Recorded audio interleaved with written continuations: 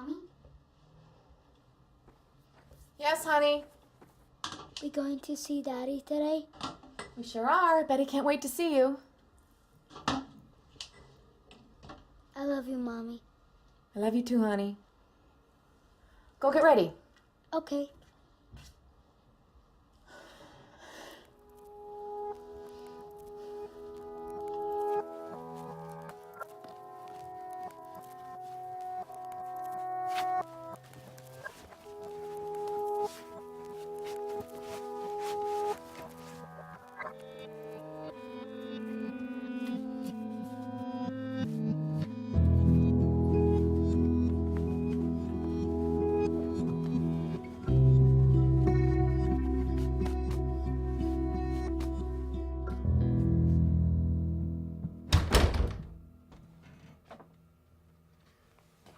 You.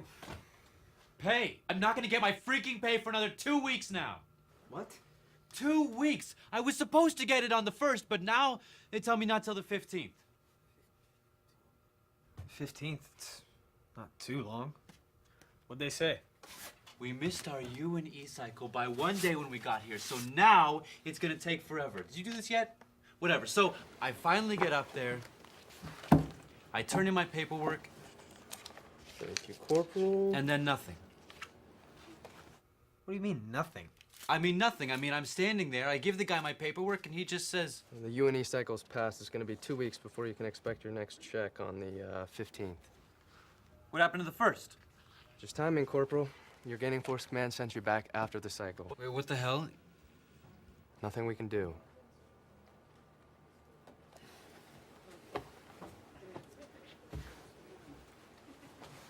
Next. So now, we're not getting paid until the 15th. Seriously?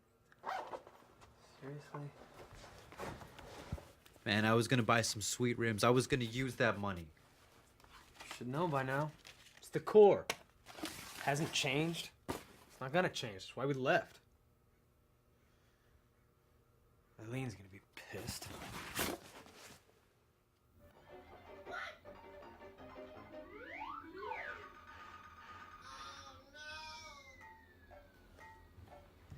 Come on, sweetie. It's time to get going. Turn off the TV.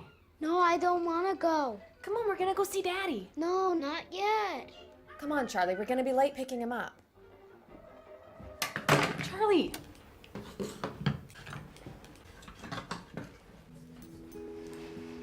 Get your sign, sweetie.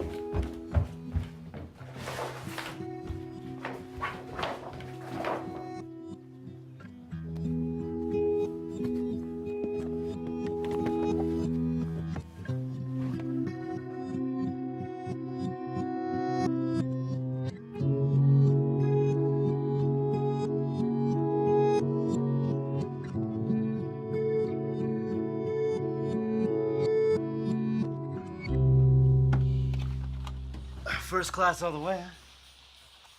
Yeah, we're almost there. Yeah, one more stop, man. I'll tell you what, that one's gonna seem. I can't wait to get home. Well, you excited? Yeah, no, I am. I'm really looking forward to seeing Eileen and Charlie. You know? Yeah, is just Eileen picking you up? No, it's gonna be her and Charlie. That's cool. Hey, what's the first thing you're gonna do? For me, I'm gonna hit up In-N-Out, get a double cheese, fries. Then I'm gonna buy a beer. Then I'm gonna drink a beer. Then I'm gonna get another beer, probably another beer after that. Maybe you should just get a keg. That is an excellent idea. I'll tell you what. I'm gonna sit in my yard, drink a beer or two, and listen to the quiet. Yeah, when I get a place Mountain 2, I'm gonna have a big yard. Bigger. I have a pool too. I don't care. I got a PlayStation 3. Yeah, maybe a big headset so you can yell at all the knuckleheads they're playing. You should get one too. We can play together. Yeah, why you saying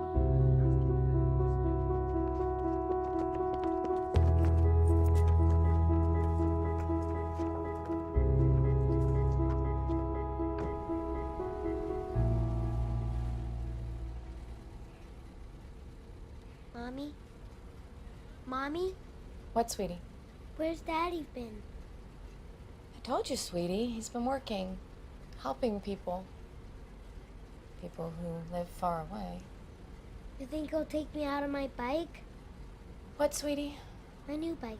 You think he'll teach me how to ride it? Yeah, I'm sure he would. I like it when you teach me.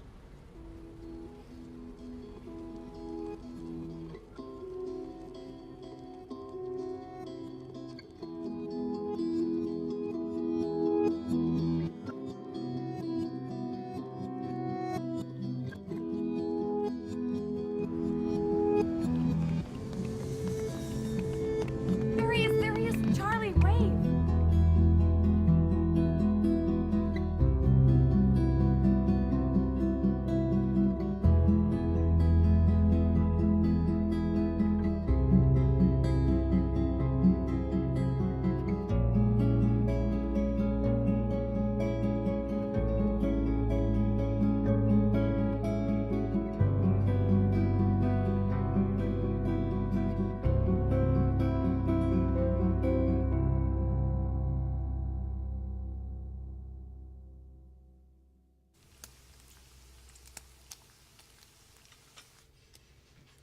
That was good, little man.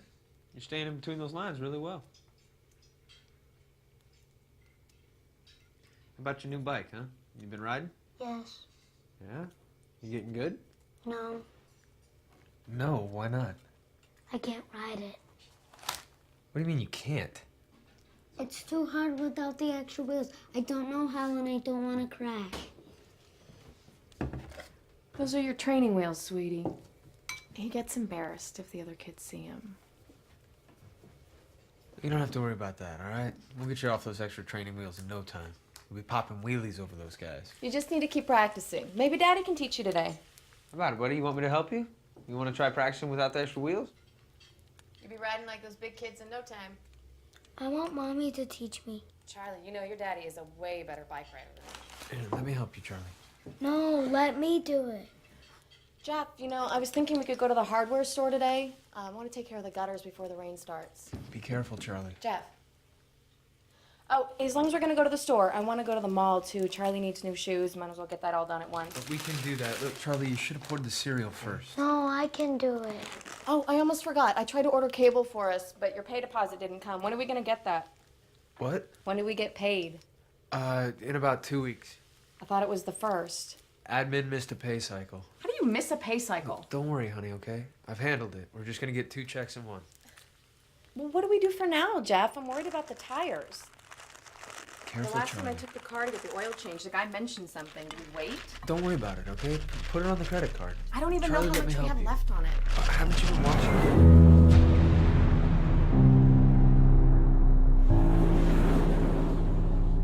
What did I tell you?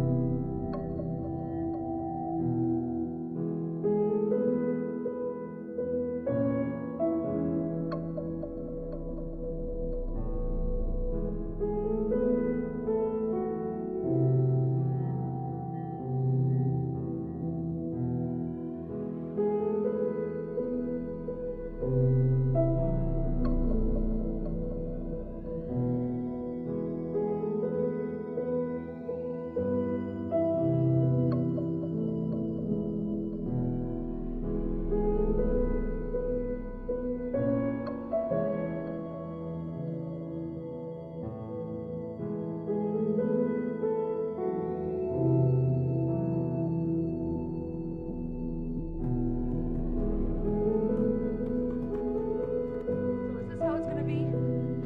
Eddie, you can't be half drunk every day and expect to accomplish anything. You gotta talk about it. You gotta talk to somebody sometime. Talk to me. Talk to anybody. This isn't gonna fix itself.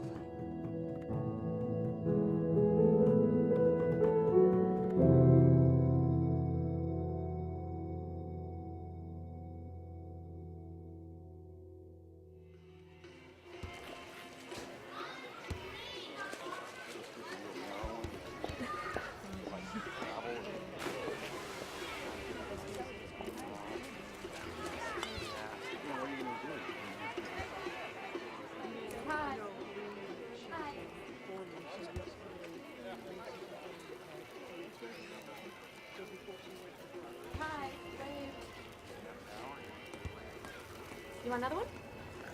Yeah. No, you sit. I got it.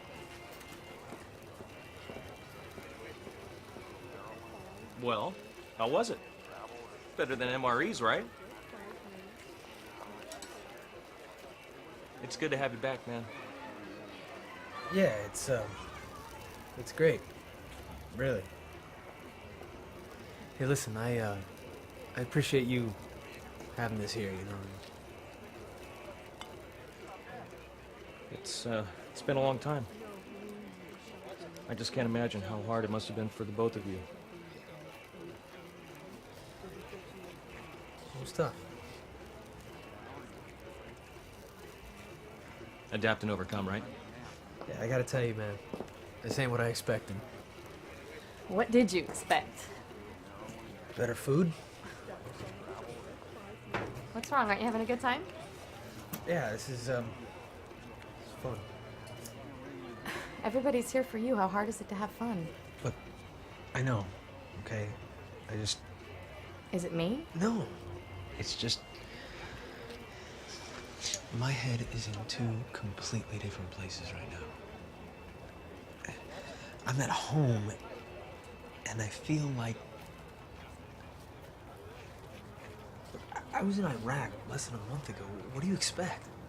Just want you to feel comfortable. Thought this would be nice. It is nice, okay? It's nice. Man, I swear, one more person asks me how freaking hot it is in Iraq, I'm gonna choke myself out. Yeah, we can choke me out, too. What the hell's wrong with her? So, what's your answer? What do you mean? How hot? You know when people ask you. I don't know. It's not that bad. It's kind of a dry heat. I mean, what the hell, man? Who cares? Just people making conversation. I mean, how about you? Everything going smooth? It's going somewhere. I heard you're back in school. I don't know. It's probably the same as when you got out of the Corps. I mean, did you go back to school? No, I already had a job lined up when I got out. So you didn't have to listen to a bunch of nasty civilian kids think they know you just because they read some BS blog or watched freaking CNN. Blogs. We barely had an internet. Nah. I mean, I had to work with people who didn't understand. They think they knew everything by what they saw on TV. It's pretty tame compared to now. I mean, I used to be one of those people, asking questions all the time, remember? Don't be mad, all right? I'm sorry. Are you? I didn't think this was that big a deal. I tried to keep everything the same, no drastic changes. Getting everyone together, familiar faces, isn't that exactly what you need? Jesus, you sound just like the damn pamphlet they gave us before What do you want me to do? I can't read your mind, Jeff. Maybe if you talk to me, I could help. I understand what you're going through. You don't understand, all right? I'm sorry. I'm not gonna pretend like I have this all figured out. I don't. I do know what I've had to deal with. You have to understand where I'm coming from, too. I know. I'm really... I need you, and I need Charlie to... I just need you guys to let me breathe. Sorry, I didn't think I was asking for too much. I know. It's been over a year, Jeff. We need you. Charlie is... We missed you. We still miss you. Just tell me what's wrong. I think I'm gonna have to figure this out on my own. How I'm gonna fix this.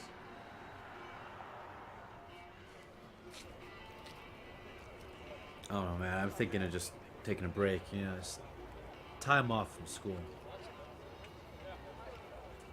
You know, if you want to get right, get right. Take the time off. But make sure you know when your break's gonna end, Eddie.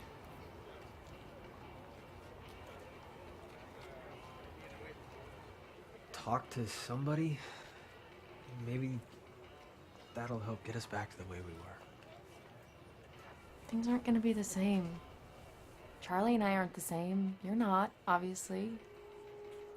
I don't think it's about getting back to the way we were. I think it's about dealing with where we are now. Baby, you're home. Why doesn't it feel like it?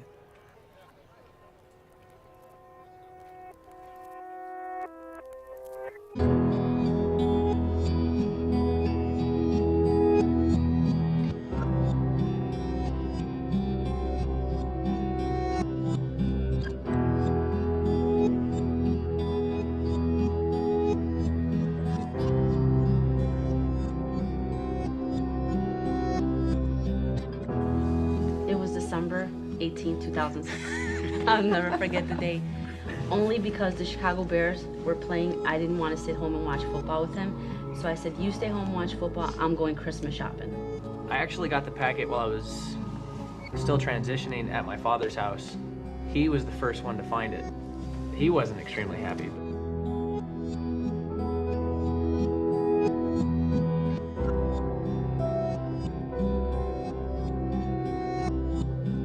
The FedEx, I picked them up off my stairs, and I seen them, where it was from. As soon as I saw that it, MOCOM Reserves, Kansas City, Missouri, I knew. Had a gut feeling. I didn't open them until I got up in my apartment. And it said in the orders, you have to call within 24 hours, and I was just like, hour 23. All right. On Marine Corps' behalf, pretty crappy to get notified via FedEx. I was not expecting for him to turn around with orders and him tell me, I've just been recalled. I thought the worst of everything. My biggest thing was she's gonna leave me because she doesn't want to be with me and deal with all this. I knew I was getting recalled for one purpose. And as we don't like to say as Marines, to fill, a spot, to fill a body. It was almost real thin line, but on one side it was almost okay because I knew a part of his heart was still there. And even though on the other side, it was like, oh, here we go again. I got recalled as a combat replacement. I know I'm good at what I do in the Marine Corps, but to recall me back as a combat replacement, I didn't know what I was gonna do, So I was scared. That's the number one thing. How can you get out of it? And as I'm standing there looking at him, we're eye locked. I mean, we're just like face to face having a conversation. And I'll never forget, he grabbed my hand and says, if I get out of it, another family has to go through this. I'm not gonna weasel out.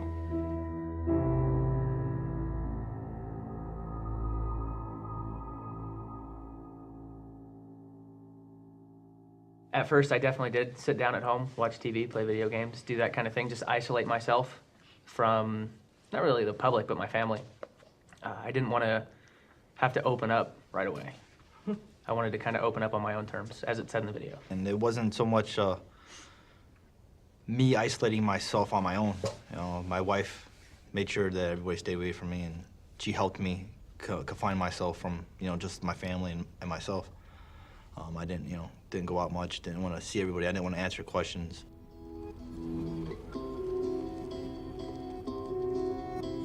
I would say I was probably a little different than how she was reacting, whereas she read a lot of material on how to pick up signs on how he's dealing with it, where I refused to read anything. I just kind of wanted to wing it and see when he got home how he was going to react to things and just take it case by case. I didn't want to have a preconceived notion that just because he was acting this way, it would be diagnosed as one thing when really, it could have been the complete opposite.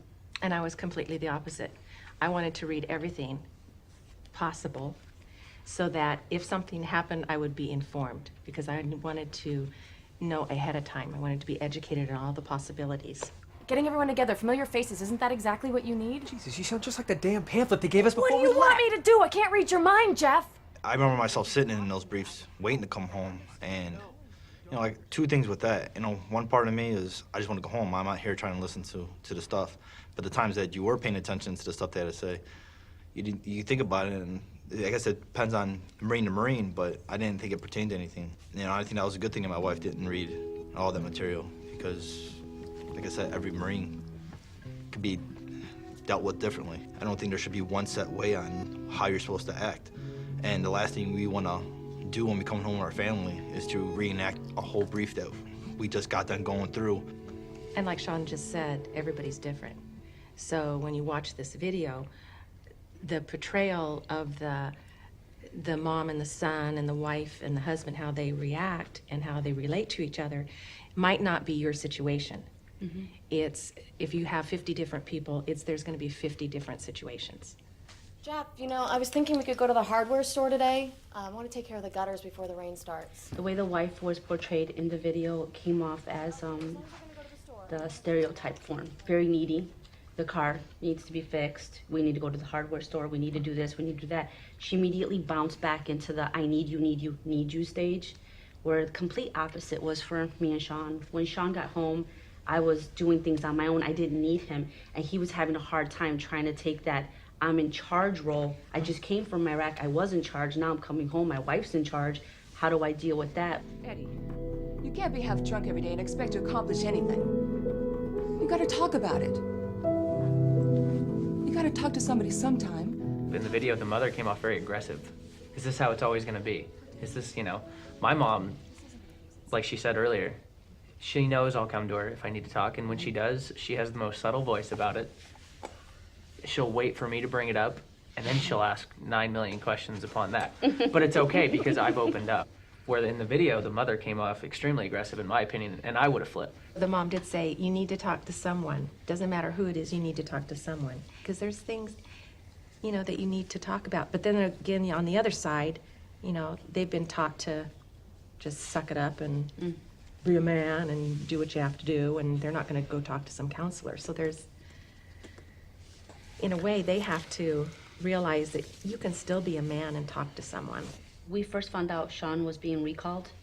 I didn't know where to turn, and nobody had contacted me to give me any type of information on resources that were out there to kind of give me an ounce of information to share with him, or at least an understanding of what he was going through.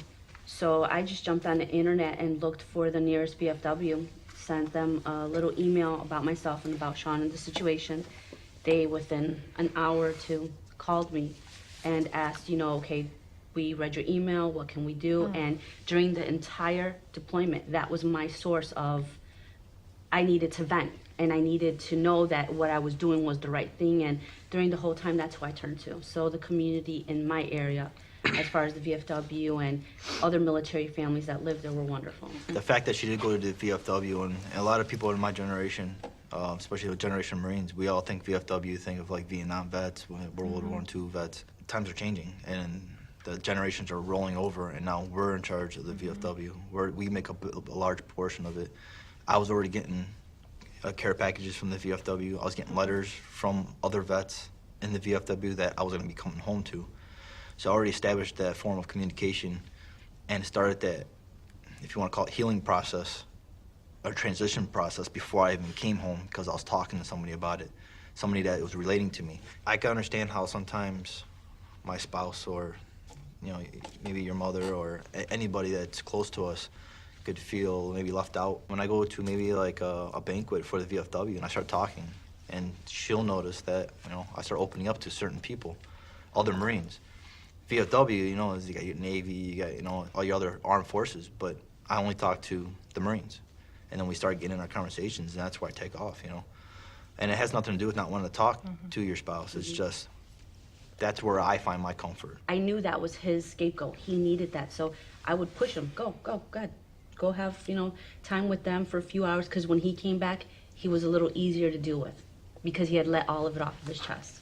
That's where we find our comfort, is within our fellow Marines. Brotherhood. Yeah. Exactly, and it's, you don't realize how strong that brotherhood is until you need it.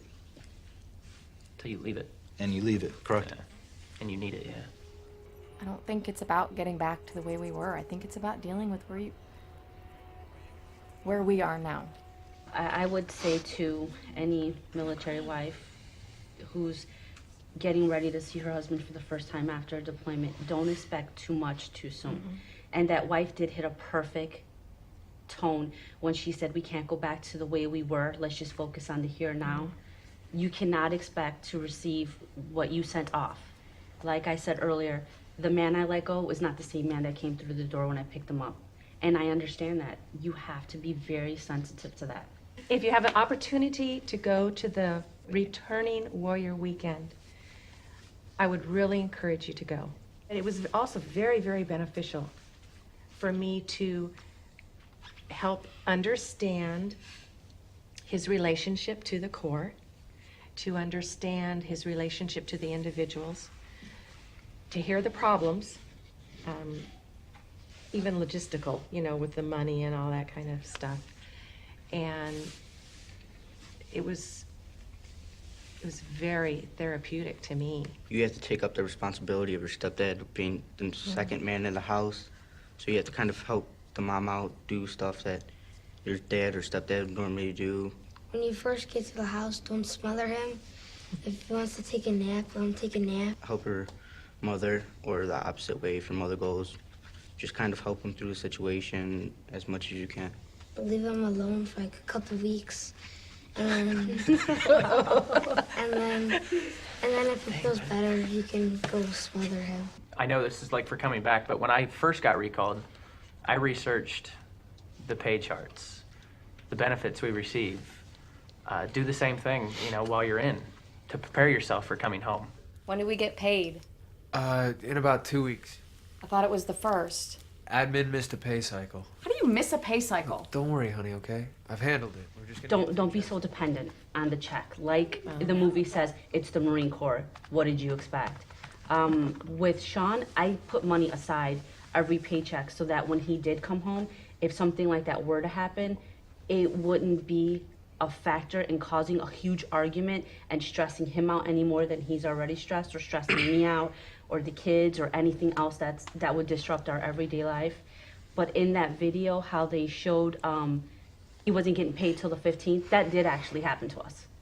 So it will happen, but you need to prepare yourself for it. Don't stress him out with the money. And I don't know how many more times I could say, don't let the money be a factor in leaving him or letting it ruin your relationship, because it is a big thing.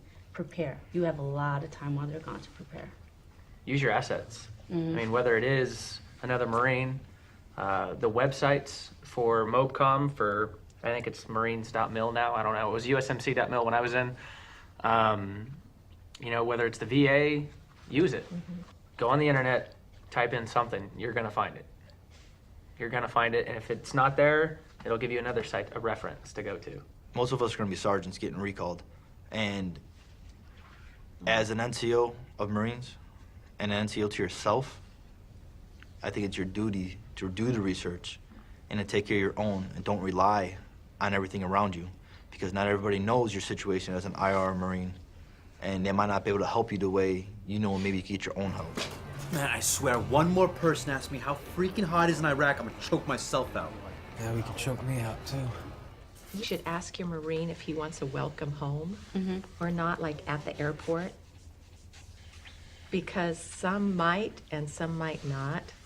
One thing that I did that I found very good, and I would want other Marine wives to just take this information and probably apply it, is before I had Sean's big welcome home party, I actually talked to everyone in his family and told them, do not ask questions.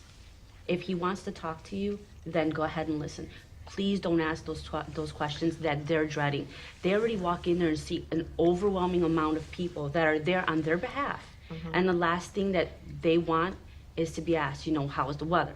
Like it was in the movie, by 10 different people. So if you can kind of address that before, so that's one less thing that's going to aggravate them or set them off, then you're going in the right direction. Like Nate's mom was saying, ask if you're all right with that. I was still, 50-50 if I was going to be okay doing it. And it was hard doing it, but I enjoyed it, and I don't regret it whatsoever. We're happy to be home. We're content. We don't need everyone around us to realize what we've accomplished and what we've been through. We don't need the praise 16 times over. Ask us. Because maybe we just want the immediate family. Why was it hard?